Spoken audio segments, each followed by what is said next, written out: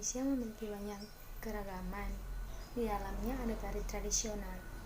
Jess, menurut pendapat kamu, bagaimana tari tradisional yang ada di Indonesia itu? Jadi Jel, di Indonesia ini ada berbagai macam kebudayaan dan ada juga tari-tarian. Dan salah satu tari-tarian adalah tari kecak. Dan tari kecak ini berasal dari Bali dan dimainkan oleh berbagai puluhan orang maupun lebih, dan di dalamnya adalah pemain laki-laki.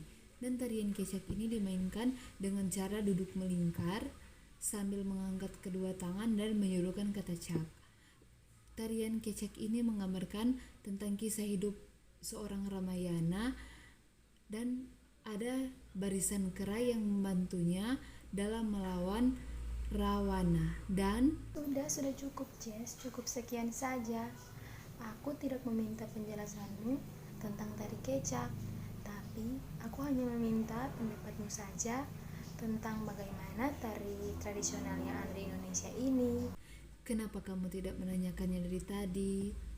Kalau menurutku, saat ini tari-tarian di Indonesia sudah mulai tersingkirkan karena dipengaruhi oleh budaya asing yang masuk ke Indonesia. Jadi, kita sebagai generasi muda, kita harus melestarikan budaya Indonesia dan juga berusaha menyingkirkan budaya asing yang masuk ke Indonesia agar supaya budaya dari Indonesia itu tidak hilang percuma.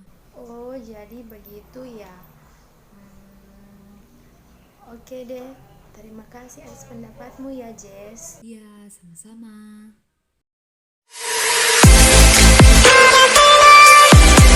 Hai Inka, mau nanya nih, apa sih kesetaraan itu? Hai juga Jessica. Kesetaraan itu berasal dari kata setara atau sederajat. Terus, apa saja contoh dari kesetaraan di lingkungan sekitar kita atau di kehidupan sehari-hari kita? Nah, ada banyak contoh kesetaraan di kehidupan kita sehari-hari. Contoh pertama, pada perdagangan. Nah, di perdagangan ini terdapat penjual dan pembeli yang saling menguntungkan.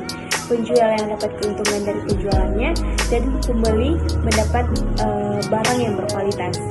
Contoh kedua, ada juga seorang dokter yang dapat cepat tanggap dalam menghadapi penyakit seorang pasien tanpa melihat status atau latar belakang seorang pasien dan jenis pembayaran yang diajukan.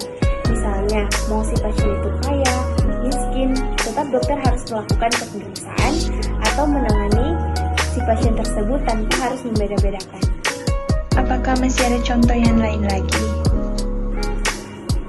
Kita ambil contoh dari keseharian kita yang seperti kita lakukan saat belajar daring, yaitu menggunakan aplikasi Zoom.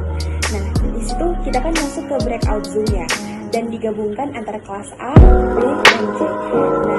Nah, di situ ada dosen yang memberikan ilmu atau penjelasan materi kepada semua mahasiswa yang berada di kelas A, B, maupun C. Memberikan sebuah materi secara rata tanpa membeda-bedakan antar kelas. Oh, seperti itu ya. Saya sudah mengerti Inka. Terima kasih banyak ya. Iya, sama-sama Jessica.